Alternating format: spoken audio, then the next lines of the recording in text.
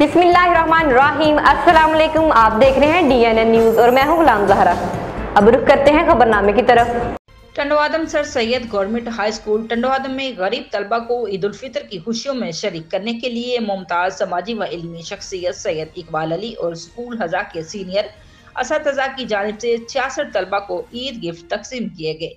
इस मौके पर sir Syed government high school की प्रिंसिपल रेहाना जैदी, MSC के मेंबरान सलमान बदाम, मोहम्मद यामीन कुरैशी, जावेद मुस्तफ़ा, सलमान शेख, शहाबुद्दीन, FA मोहम्मद अफजाल उस्मानी, मोहम्मद हुसैन कुरैशी, इश्तियाक अहमद, इब्रार अहमद, गुलाम यासीन अराई, मोहम्मद यूसुफ, अमरान अजीज गौरी, मुश्ताक कासकली, राशिद अजीज अंसारी, दानिश हमीद भी साथ मौजूद थे।